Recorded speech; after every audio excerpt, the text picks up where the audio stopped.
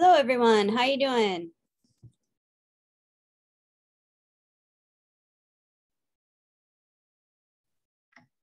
Good. Hi. Hi. I'm doing pretty good. Thanks for asking, Jaden. Yeah, it's been a pretty good day, even though it's cold today. I don't like cold, but yeah, doing pretty well. Does anyone have any questions or comments or concerns? Any stories you want to tell? Jokes you want to tell? Oh no. We have a COVID case and now I can't go on campus for a few days. Oh, that's a bummer. I really hope that your mom gets better quickly, Jackson. Both of my parents had it. It was kind of scary because they found out when my dad had to go into the hospital for some other issue. And then he tested positive for COVID and threw a big tantrum because since he was COVID positive, he had to be put on the COVID ward. He kind of got an attitude. Right.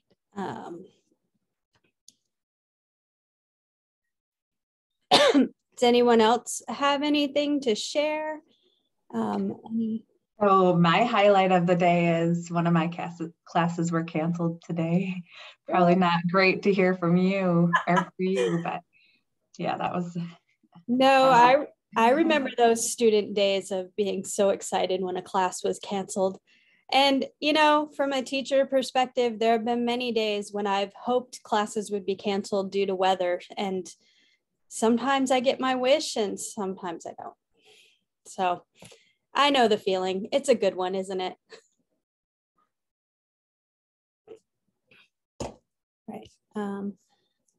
I am going to quickly put my computer on Do Not Disturb because I can see messages coming in from my phone and I don't want that to distract. Anyone else have anything you want to share? I know I'm stalling a little bit because we have a big project coming and we need as many people in class as possible. So I just want to make sure we get everyone sort of, or as many people as possible in class before we get that project started. Yeah. Did anyone have any questions about the cover letters that you wanted to ask? We are going to be doing, sorry, I can't push buttons and talk at the same time. So we are going to be doing a workshop on the cover letters today. That's what we'll start with. But if you have any questions going into that, I would love to hear them. See if I can address any concerns that you have about that. I have not graded the resumes yet. I started them a couple of times and each time got interrupted by other things that had to be dealt with. So I'm hoping to have them graded possibly tomorrow, but for sure I will try to have them done by the end of the day, Wednesday. I have a lot of time blocked off on Wednesday specifically for grading, so I can get that done and you can have your final feedback on that. I don't think I have any more announcements that I can stall with, waiting for other people. Question is, what is the project based on? The project we're going to start tonight, it is a problem solution kind of project. And you'll be working on this project in teams. And you will be creating some sort of a product to address a problem. You'll pitch that product and you'll write a description of that product.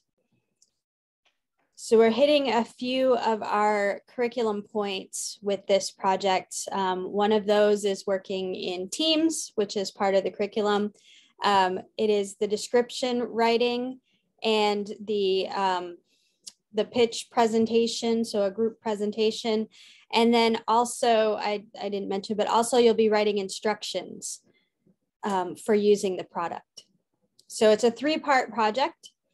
And yeah. And we will be talking about that more as we go into class, but you know, after we do the cover letter workshop. So we've got one more in here. Let's see. All right, I think because I don't want to, we do have a lot that we want to do, and your team meetings are going to take quite a bit of class time tonight. So I will just go ahead and put you into random groups right now for the cover letter workshop. But I do have groups already created, well, written on my paper for the project based around the field of study you all indicated that you are pursuing right now, to try to get you in what might be more of a practical situation that you would have in the work world when you are fully immersed in that. And those of you who are already fully immersed in your work world, you know that often you are put into teams and have to come up with things, various things in those teams, and you don't always get to pick your teams. So I decided to go ahead and put you in groups according to your field of study. And if there's any situation that arises, I am here to help you work through that. But we're going to kind of simulate this world of work as much as possible, where, you know, we're just going to go for it. So if you have any questions or concerns about that, let me know. Chat's available. I'm available. We can talk those through. All right. So I'm going to go ahead and put you into just breakout rooms, random breakout rooms for the cover letter workshop. And then you'll be put into different rooms for your project groups. But I'm going to stop sharing my video. I'm going to start sharing my screen so we all know what we're doing, or as much as we possibly can know what we're doing. Okay, so today's slides, we are designing, describing, and presenting. But before we get there, we are going to do this cover letter workshop. The workshop guide looks very much like the assignment sheet because most of it I just copied and pasted. I altered slightly 1 or 2 things, and then I asked at the bottom, what are the top 3 suggestions for revision? So you want to take each person's cover letter one at a time as a group, read it, discuss it. How well does it meet the criteria that you've been given? And what are the top 3 suggestions for revision? Any questions about that? So how much time do you want us to spend on this? That's an excellent question. I am budgeting about 20 minutes for this. Ideally, you can get that done in 20 minutes, but if you have trouble with that, you know, if you're not done at 20-minute mark and you still need some more time, just let me know and I'll give you a bit more time for that. And I'm going to do my own copying and pasting of the link in the chat. You guys have and so when we're done with our groups, do you want us to come back into your space? Yes. Okay. Because I get lonely sitting here by myself. But yeah, come on back into the main room and I'll know you're back. But if you have any questions or anything you want to chat about at that time, I will be here. So thanks. You're welcome. Any other questions or concerns before I open up some breakout rooms? I did put the link to the document in the chat to make it easier for those of you who want an easy way to get there. And I'm going to go ahead and set up those breakout rooms. Let's see, we've got, hold on. I'm going to try to set up the breakout rooms. Okay. No, let me in there so that I can create my rooms. There we go. Sign automatically and create.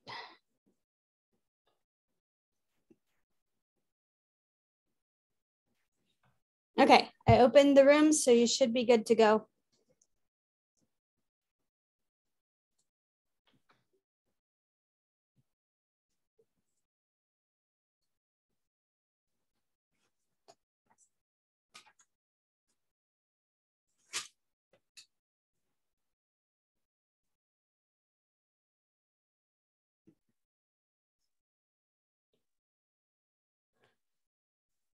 All right, how did the workshops go? Does anyone have any questions, any concerns, anything that came up that you're kind of wondering about?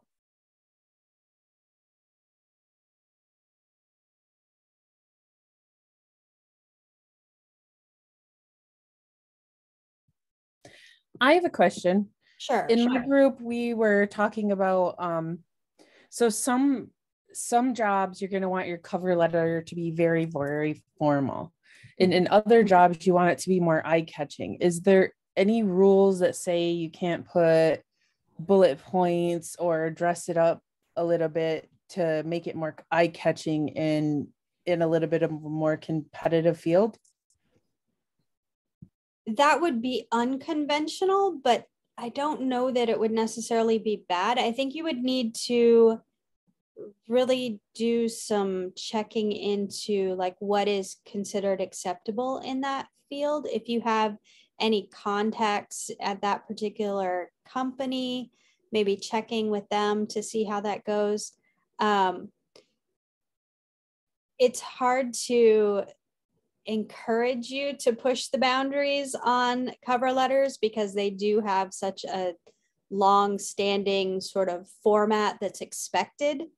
But you do also want to get the reader's attention and you want to stand out. So I think if you had, maybe some strategically placed bullet points, that might be acceptable. You would not want your cover letter, though, to look like your resume. Our resumes have more bullet points and more headings and things like that. You don't want to go there with your cover letter. You still want it to look like a letter, a communication from one individual to another. Does that make sense? Yeah, that's super helpful. And that's kind of where we were all thinking. Mm-hmm. And it might be dependent on job, etc. But it actually kind of sounded like an interesting way to like also set yourself apart if it was done correctly. So thanks. Yeah, you're welcome. Thanks for asking. Any other questions or comments or anything that came up that you're wondering about?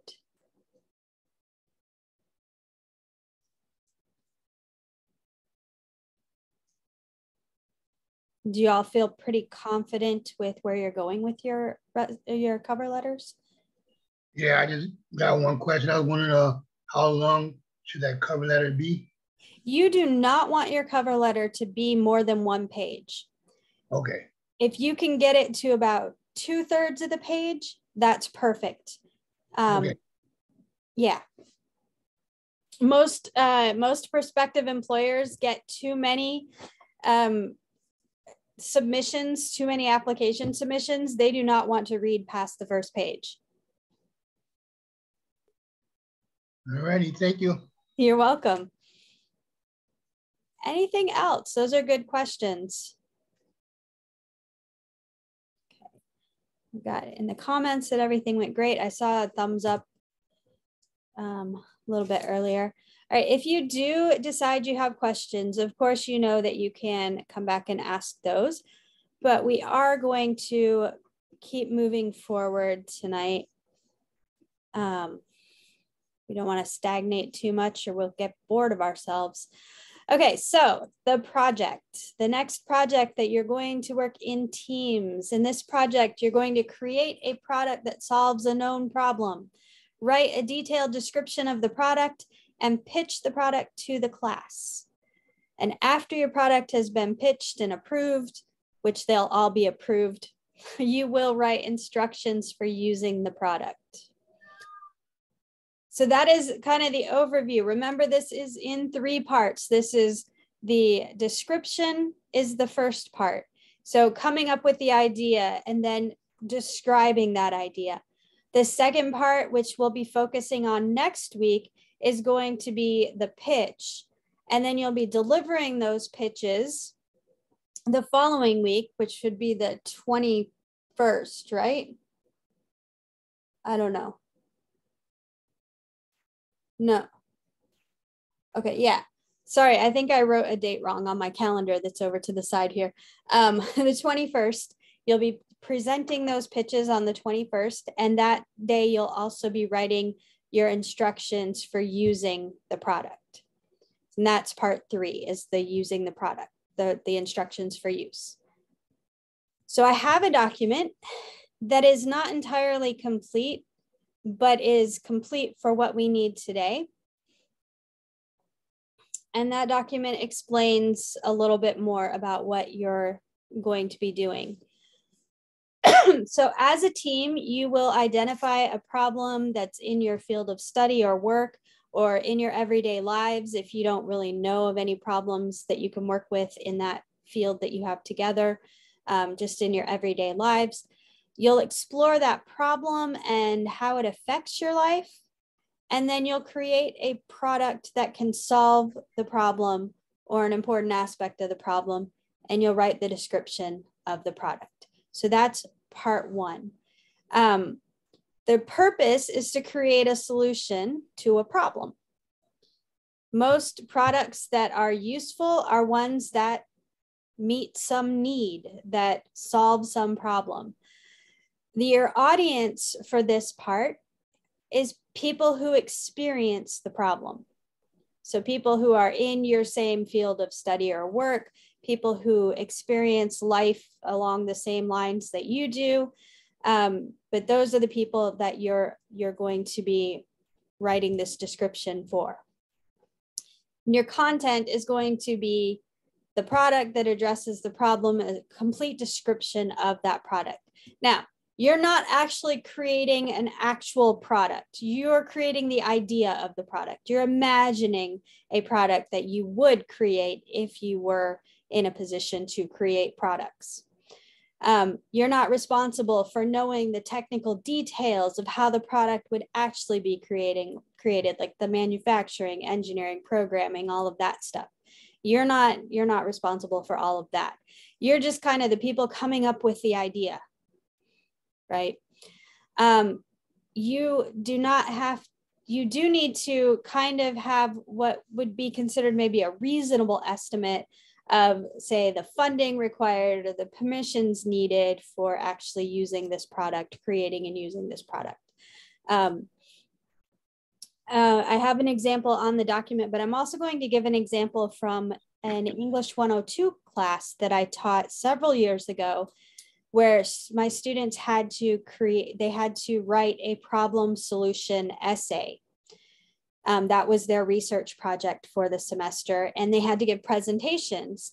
One of my students in that class worked for a company. I don't know whether it was UPS or FedEx or something like that, but it was one of those kinds of companies that does shipping of products and stuff, packages and that. And there was something about the way the boxes and that were loaded and offloaded from the trucks that irritated this student. He thought it was inefficient. There was a better way to do it. So for this project, he actually came up with a practical solution to the problem. He presented that to his manager, and his manager said, "Great, we're going to do this," and got the ball rolling to actually put that into practice. So that was a really practical solution. And this kid was just so excited that the idea he came up with was taken seriously and then used. And I really hope that he got a financial kickback for it too. I'm not sure about that, but I'm hoping. So I have another example situation. As I was thinking about, well, what examples would I give you? I was thinking, well, Grand Rapids has a relatively large homeless population and a distinct lack of affordable housing. And this was on my mind because a friend of mine who already pays an insane amount in rent was informed by her leasing agent that her rent was going to go up another insane amount in July if she did not sign a new lease by the end of this week. And so she was looking for other places. She's actually going to buy a place, but she was looking for other places to rent first.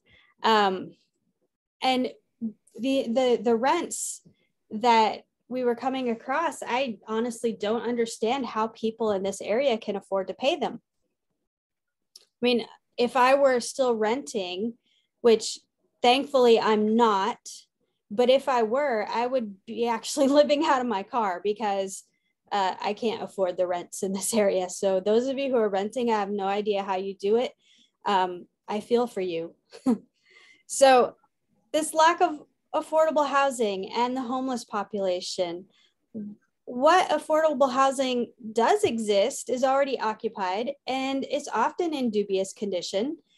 New affordable housing builds are fully occupied or fully leased before construction is even complete, it seems like. And many homeless people have no other choice but to be homeless. And we do need to take into consideration the fact that there is a part of the homeless population that is homeless by choice for reasons ranging from mental health to drug addiction to inability to obtain or maintain sufficient long-term employment. There's a lot that goes into that you could explore. But we're just going to look at this on a basic level here. We have many shelters and organizations, many ministries in our area that attempt to provide meals, beds, personal hygiene supplies, showers, and even employment assistance, but their resources are limited and they don't offer permanent solutions. Often these services have to turn people away because the beds are full, the food's gone, the supplies are gone. What are they going to do? So if we were to put our heads together, what could we design? What product could we create that would address just one aspect of this problem in Grand Rapids? Anyone have any ideas that you want to throw out just for the sake of conversation and get us kind of in this brainstorming mindset process of like, how could we approach this project from a practical standpoint?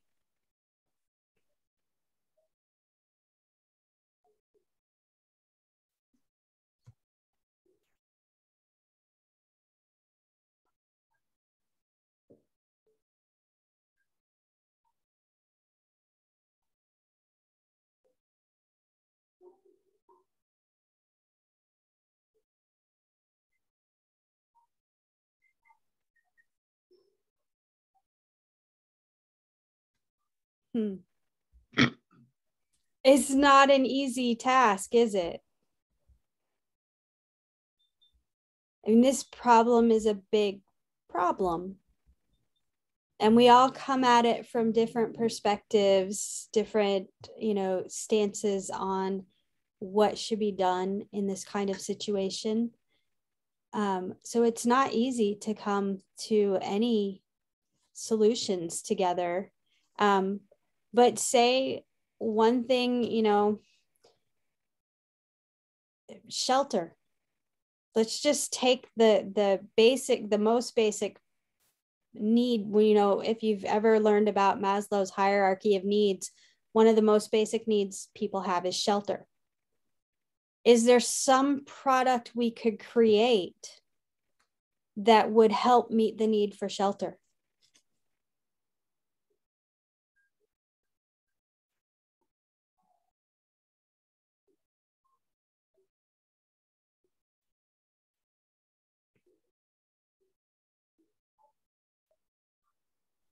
I've seen one lady who actually created a jacket that also doubles as a tent.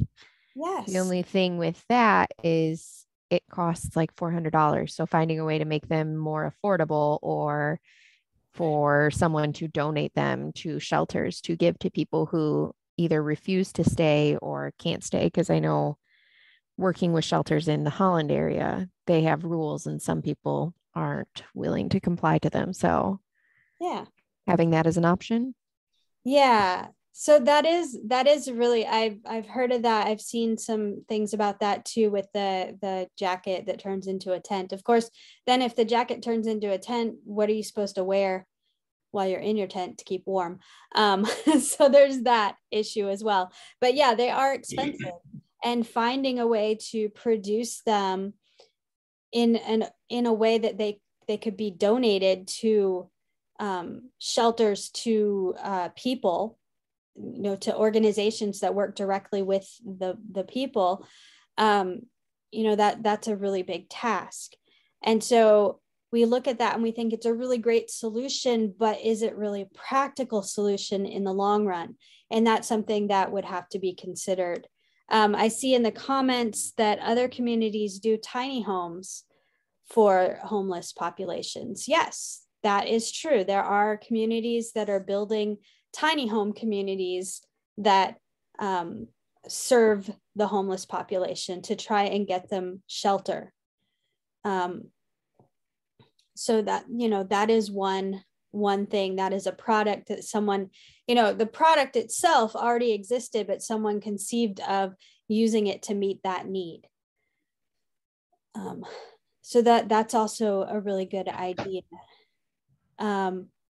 Other ideas, anyone have any other ideas? Just off the top of your head.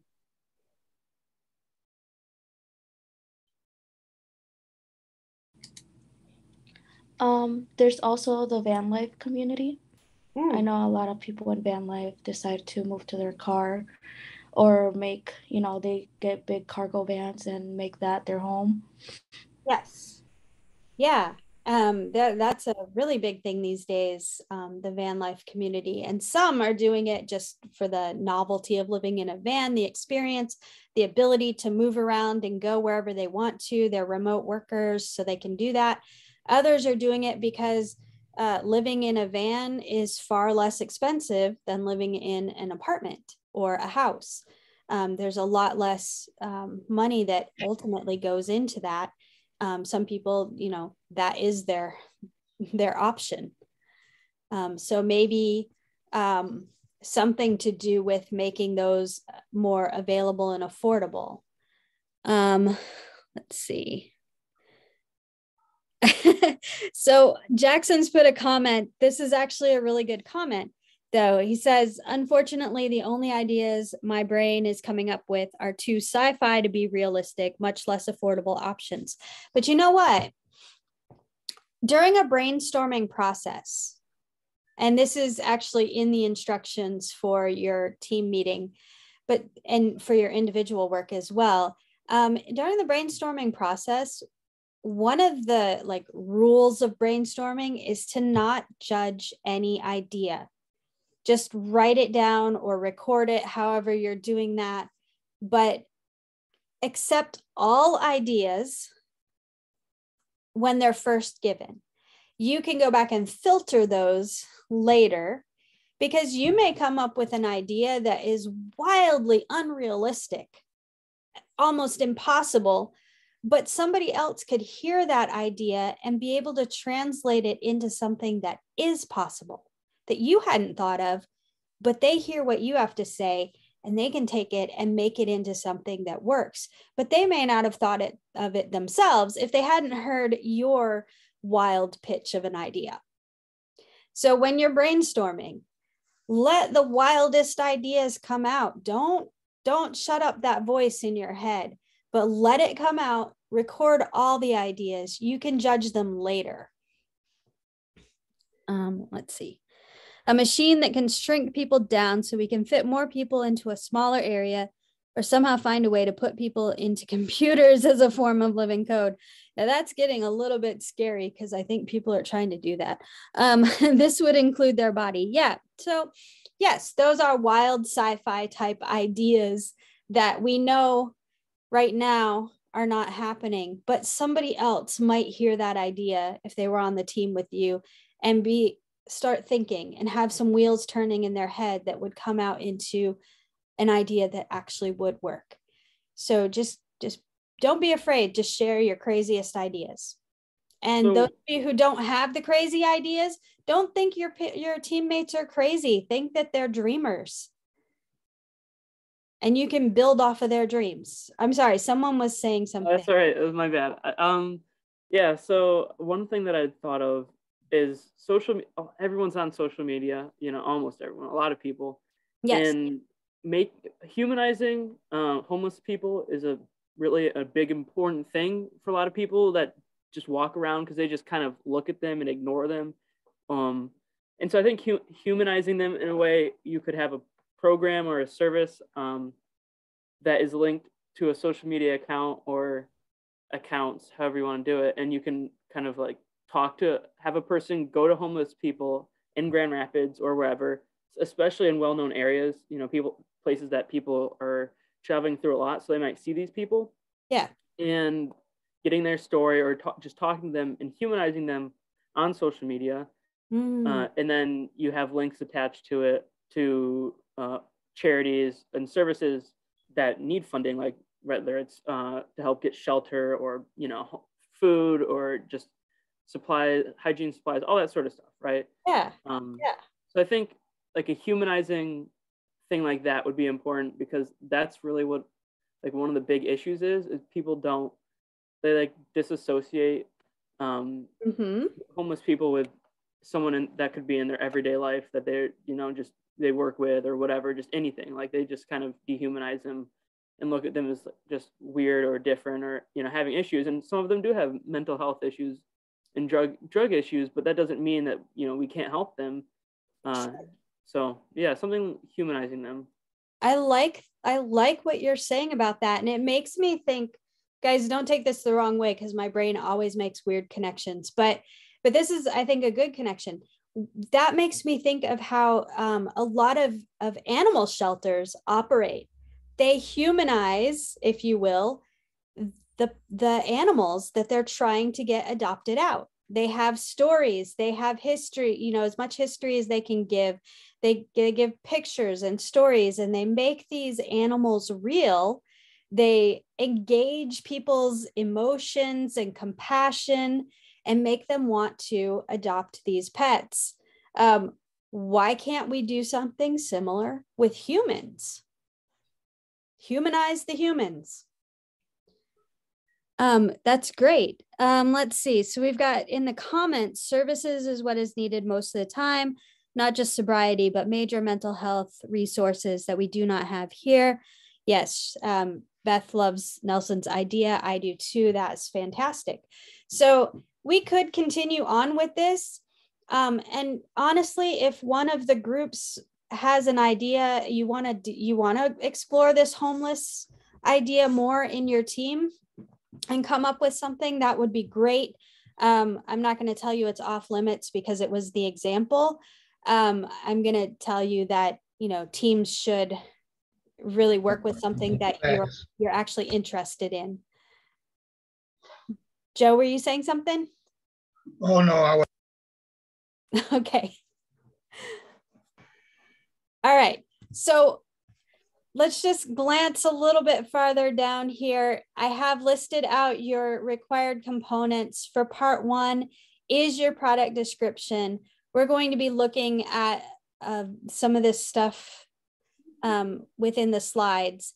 And then next week, we're going to be working on part 2. So we're not going to look at this anymore now. You can look at it on your own. Part 2 is also pretty well spelled out for you. Part 3, I didn't finish typing before I took a break today. So I will get that. You don't need it right now anyway. So I'll get that up pretty soon. So if we go back to our presentation, let's see. Sorry, I went the wrong direction. Let me go back to where I needed to go. Okay. So we just looked at that. So again, you're going to identify a problem, begin by identifying a problem that affects you, explore that problem, or a problem maybe that doesn't affect you personally, but that you have a personal interest in. Explore it. What makes it a problem? How does it affect your work, your life, develop a solution to it. Some sort of a gadget, an app, a piece of equipment, something that could address part of that problem. It doesn't have to solve the entire problem. It can just be a small aspect of it, but something that's going to address something that's related to that problem. And then in what specific ways could this solution counteract the ways you experience that problem, or the people you care about experience that problem? So that's kind of your overview of the project. So what you want to do right now is, on your own, I'm going to give you guys about 10 minutes, and I want you to individually, on some notebook paper, on a document, however you want to do this, voice record it into your phone. I don't care how you do it. Take some time to brainstorm your own ideas. What are problems you can think of that you encounter in your everyday life, in your field of study or work, even problems that you know affect people you care about, whatever it is. Just brainstorm some of those problems that you think you could possibly come up with a product that would attempt to solve at least some part of that problem. I'm going to go ahead and set my timer for 10 minutes, and I'm going to let you guys spend some time on your own, just brainstorming individually. Any questions before I start the timer?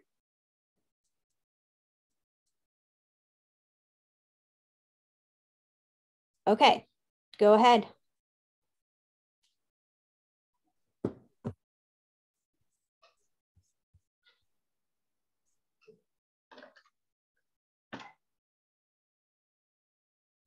Okay, those of you who just joined us, I hope you saw the message I sent, but I will be opening the rooms back up again in just a couple minutes so that you can go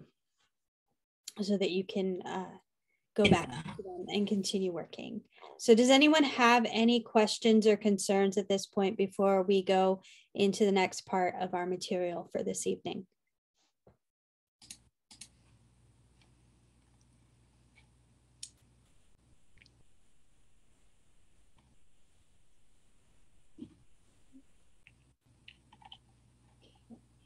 Did your meetings go well so far?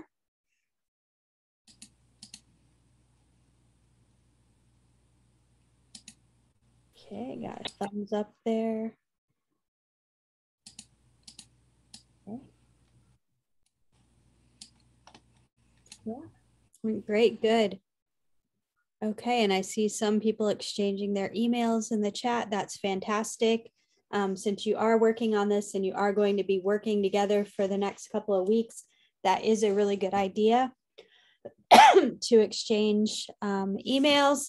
And for those who are talking about, yes, making Google Docs, that was one thing I was going to suggest, that now that we're going to move into the next part talking about the description,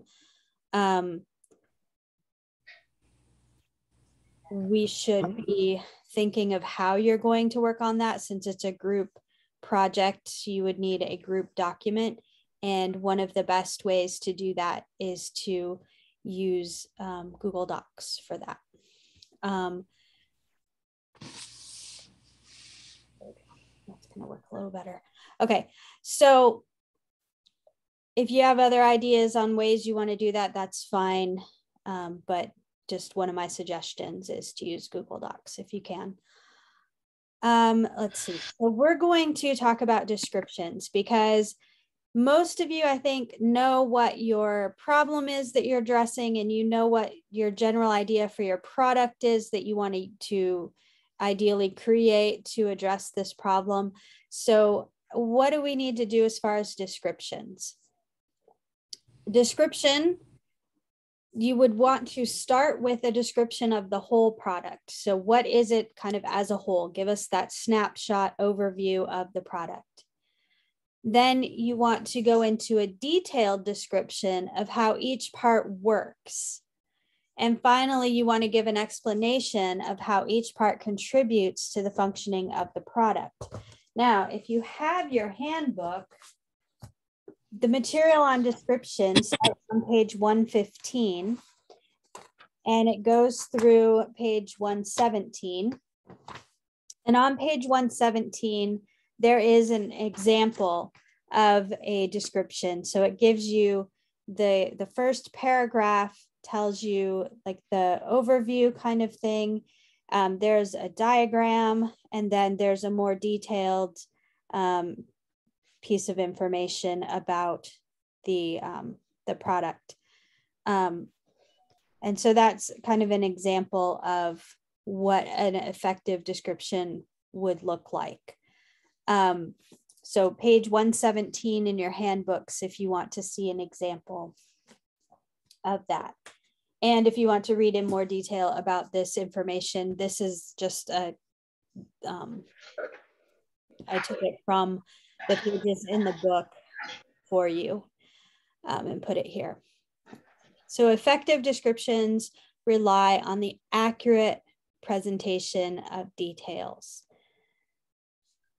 When you're talking about descriptions, you, of course, with any piece of writing, have to pay attention to your audience. And if the audience is unfamiliar with the topic, which you should just assume because you're creating this product, that the audience is going to be unfamiliar with it. So if the audience is unfamiliar with the topic, details are crucial. They help readers visualize the specifics. This is going to be a new to them product, so they need to be able to see things in their minds to understand them. Analogies are often helpful because they use one object to make another easier to understand. In the book, one of the examples is a U-shaped piece. We all understand what the letter U looks like. So if we think of a U shape as something we can have in our minds, well, oh, that piece of the product, we understand what that looks like. And then visuals can be powerful because they can show details that are too intricate to explain in words. Or if you tried to explain them in words, it would just confuse the matter more. A visual would be more useful at that point. And you can see from the diagram of this gadget, a die block assembly, that it can show more than the words could explain, and it can do that more clearly. So those are things that we want to keep in mind when we're talking about descriptions. Some tips for writing your descriptions. You want to use concrete nouns, words that denote something tangible. So words like house, book, computer. We all know what a house is, even though there are many different kinds of houses. We know what a house is. We know what a computer is. We know what a book is. Things that are abstract are things like freedom, love, that are more like different people would have different understandings, different definitions of those words. We want to stick with the concrete nouns. They have physical associations. They bring a sense of reality to what you're writing, and they have a common meaning so that anyone who reads your description can understand what you're writing about. Just like we did with our resumes and our cover letters, we want to focus on using active verbs. The active verbs clarify who did or does what. So they make the subject and the action clear. They offer more precise meaning, and they suggest action and movement, and they add zing and urgency to your writing. And then making use of useful comparisons. Comparisons make those abstract ideas tangible. If there is something abstract, it makes it tangible. They help the reader create mental images. They can help align the familiar with the unfamiliar. That's what analogies do, which we just mentioned, using analogies. Something that people know can be used to explain something they don't know. And then ultimately, the comparisons help engage the imagination. So when you're writing your descriptions, you want to think about using your concrete nouns, your active verbs, and making useful comparisons where appropriate to help bring meaning and clarity and mental imagery to your description. Right. So are there any questions or concerns about writing a description?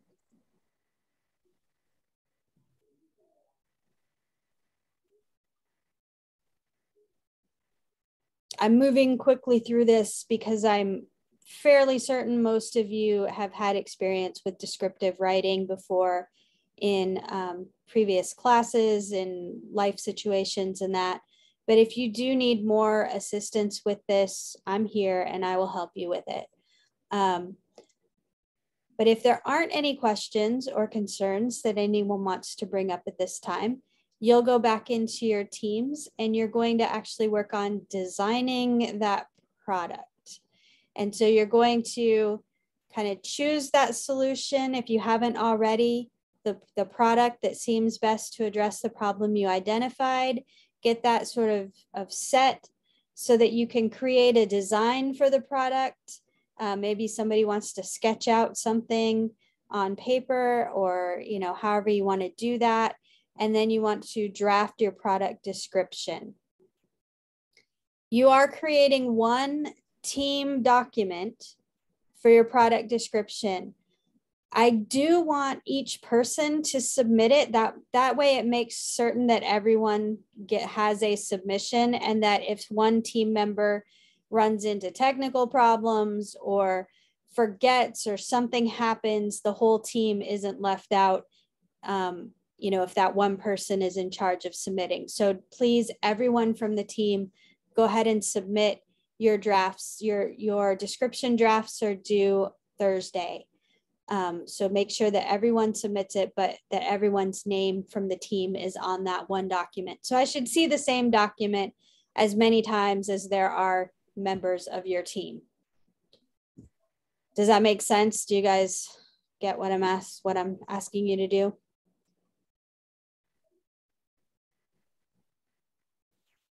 Got a thumbs up. Go with that. All right, got some answers there. And okay, so if you do not have any questions and you do not have any comments, you can go back to your rooms and work on your product design and description. I do want to let you know that next week you're going to be working on revising those descriptions. You're going to work on preparing your pitch presentations, and then the assignments that are due, and of course an inspirational quote because we all need them. So that's what's left of our time. When you guys have, you know, made your sufficient progress, you've got a draft together the best you can, go ahead and come back to the main room and check in with me. Let's see, sorry, I buried my phone here. Ideally, we will end class in 25 minutes. So 8:45 is what we're looking at. Hopefully I did my math right. Somebody out there will correct me if I'm wrong, I'm sure. So yeah, you've got about 25 minutes to work right now. Of course, you can spend extra time because technically we go until 9:15 if we were taking breaks. So yeah, that's the plan for the rest of class. If you have questions, ask them. Otherwise, you can go back to your rooms. I'm going to open them all back up right now.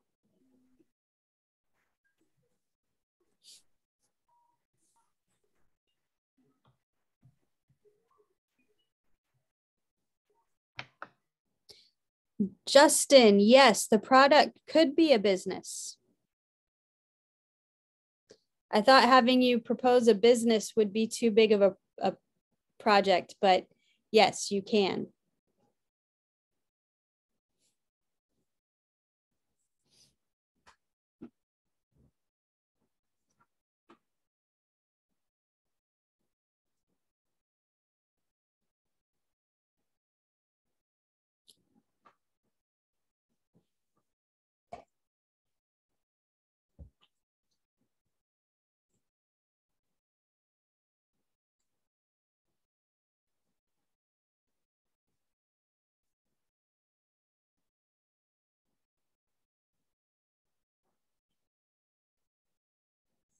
Let me see. Okay. Sharon and Beth, I see that you need to be reassigned to your rooms. Let me check my list and get you in the right places. 4, I can remember that. Okay, so.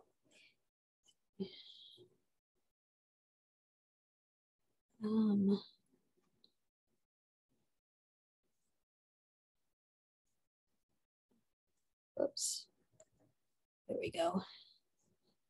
All right. And Beth, you are in 6, I think. Yes. So Beth is in room 6.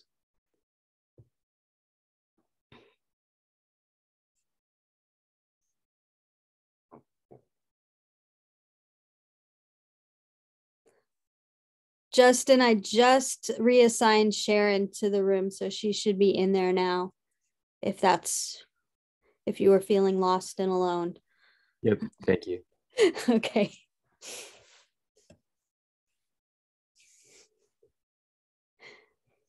All right.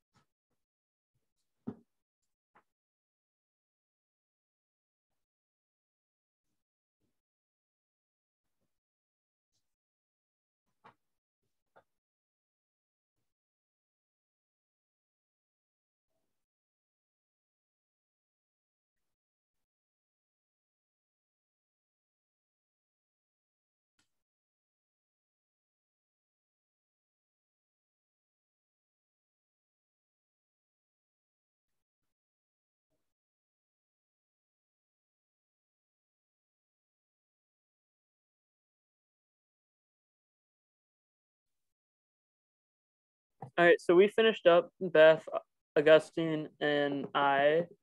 So I think we're gonna submit ours here. Oh. Blackboard. Well, you can do that. You do have until Monday. I misspoke earlier saying they're due on Thursday. You do have until Monday, but if you're ready to submit it now, you can. I feel comfortable with what we have. Okay. Yeah.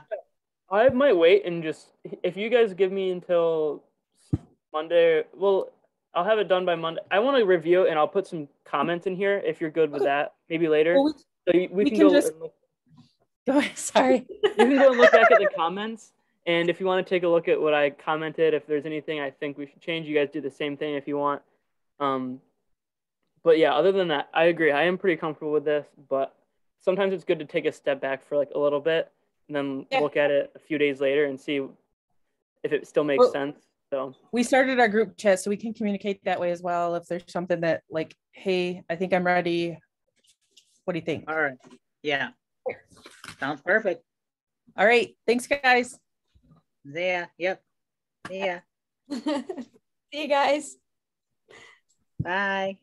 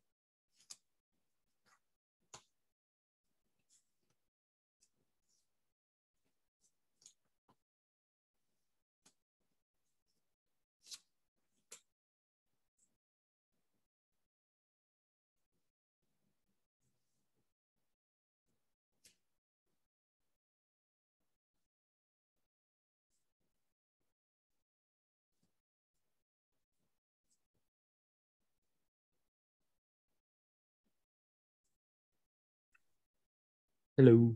Hi, Justin. How did it go? Really well. I think Great. we've got a good business plan going. We might have to start one. All right. That would be great.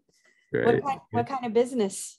It's a recycling business, and then it also tracks your water usage and offers just kind of like a learning platform to learn more about recycling and environmental benefits that come from recycling and all that stuff. So there's a few different pieces to it, but the main focus is sustainable solutions. That's the business name for now. Nice. I like it. Sounds Yeah. really good, and actually sounds very practical.